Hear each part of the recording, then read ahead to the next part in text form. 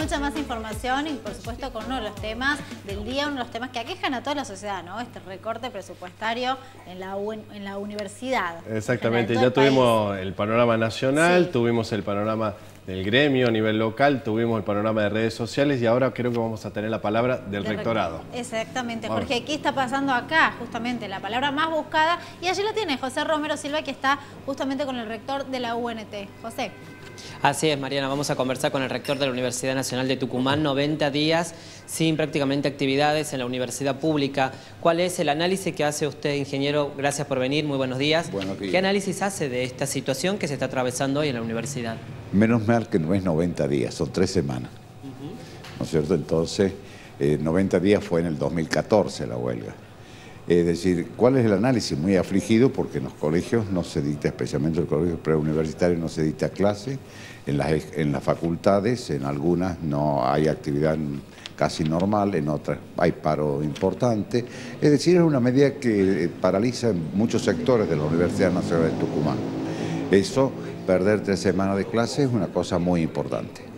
Estas 3 semanas que están perdiendo también las escuelas experimentales, ¿qué se puede hacer para ver si se puede menguar la situación, buscar otro tipo de soluciones?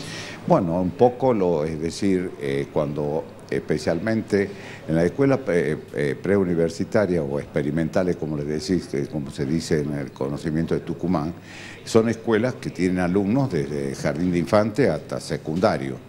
Entonces el impacto de una huelga de este sentido, de tiempo indeterminado durante 3 semanas, genera muchísimos problemas.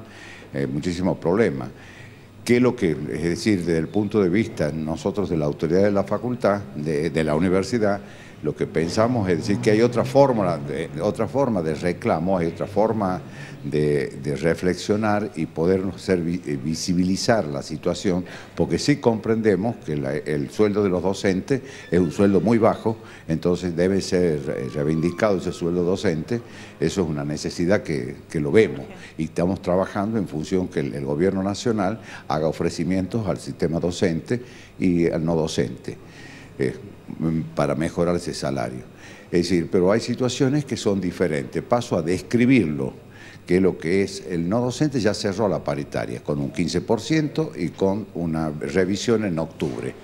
En octubre y adelantando ese 15% le van a dar dando, antes le iban a dar cerca de diciembre, ahora lo dan hasta septiembre, el último 5. A los docentes los reunieron después de una larga espera.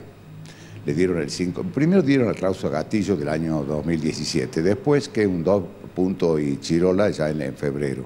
Después lo llamaron en abril, le hicieron la primera propuesta del 15%, 5% en abril, y así hasta llegar a diciembre con un 1%, pero entonces el gremio no aceptó y después el Ministerio de Educación no lo llamó durante casi 2 meses para reanudar las paritarias. Cuando reanudaron las paritarias, lo que hizo es ofrecerle otros 5.8, con el criterio que el cuatrimestre, cuando ellos toman como cuatrimestre el mes de marzo a junio, es decir, es justo la inflación que existió en esos meses.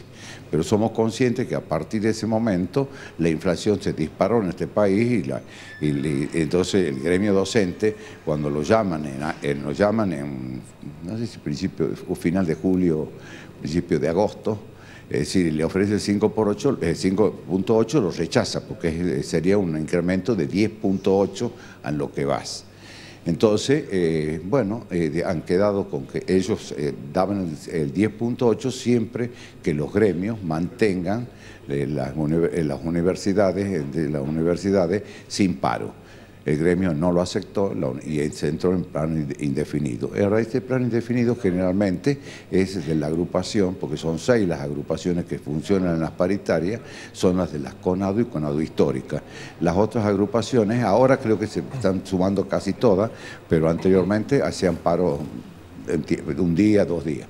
Rector, ¿José? En el estudio está Jorge Lobo, yo le voy a dar el retorno para que pueda escuchar sus preguntas. Sí, Jorge, el rector te está escuchando. Gracias, gracias rector. Bueno, días pasados el Consejo Superior, que es el máximo órgano del cogobierno universitario, habló sobre el estado de emergencia que vive la universidad a nivel general. ¿Qué significa esto de la declaración del estado de emergencia presupuestaria para la universidad, para su gestión? ¿Qué significa? Lo que sucede es que en ese momento lo que se habló como emergencia, es decir, poniendo la situación del presupuesto 2019. Es decir, el Consejo Superior analizó especialmente el término, no sé si porque hubo ponencia de los decanos y ponencia de un grupo estudiantil, después se reunieron y escribieron el documento. Lo que estamos trabajando es decir que ya tenemos el presupuesto, el Consejo Interuniversitario Nacional se elaboró el presupuesto para las universidades nacionales que fue elevado al Ministerio y del Ministerio al Congreso y se empezará a discutir desde el 15 de septiembre. Ese presupuesto representa 4.333 millones de pesos. En todos los bloques del CIN se lo acordó.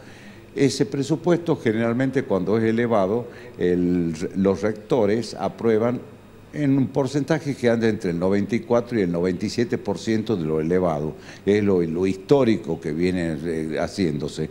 Entonces, de ahí es que nosotros tenemos que trabajar frente a las pautas de ciertos recortes para el año 19, trabajar para que el presupuesto de la universidad sea dentro de las pautas que se ha establecido en el CIN. ¿Esto implica un recorte para el año próximo? ¿Va a haber menos dinero en la universidad? No, estamos trabajando para que exista el mismo dinero que existió en los 2 últimos años, porque el gobierno en los 2 últimos años envió a las universidades el 104% de incremento en los 2 años, mientras la inflación fuera del 95%, ¿no es cierto?, en ese periodo. Entonces se mantuvo el presupuesto de las universidades. Muchas veces se habla de recorte, nosotros no estamos teniendo recorte para el presupuesto 2018.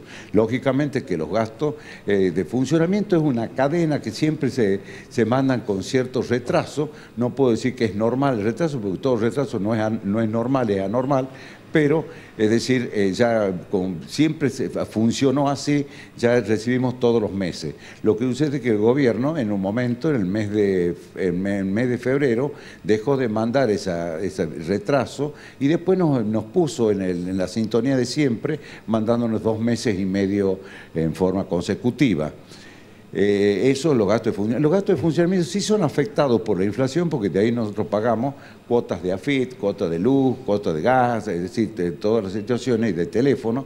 Entonces sí nos afecta desde el punto de vista como lo afecta a todo el bolsillo de los argentinos el proceso inflacionario.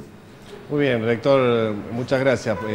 Gracias por este móvil en vivo para Vivo Tucumán y Canal 8. Gracias. Bueno, hasta luego, gracias a usted. Bueno, José, gracias desde ahí del Centro Cultural Birla. Bueno, completo el panorama, hemos tenido la palabra tanto del sector universitario. Lo que faltaría... Lo que faltaría, Jorge, preguntarle al rector si es oportuno, es saber si el gobierno de la provincia se ha puesto a disposición, se ha podido también conversar sobre este tema, se ha podido intervenir para ver si el gobierno nacional también hace un clic y por ahí reacciona al saber de que no está habiendo tantos días sin clases en las universidades del país. No, cuando uno dice gobierno provincial, el gobierno provincial es totalmente, es decir, en la situación de la universidad ellos no tienen injerencia. También, lógicamente, como parte de que forman de la provincia, están afligidos que la universidad no puede reiniciar las clases. Eso lo hemos conversado con el señor gobernador en algunas oportunidades, es decir, como ayer mismo cuando estábamos dándole el Vicente Ilustre al rabino Copper, es decir, que la universidad no tenga la actividad nos aflige a todos, porque aflige a toda la sociedad, no tan solo los que son de directo.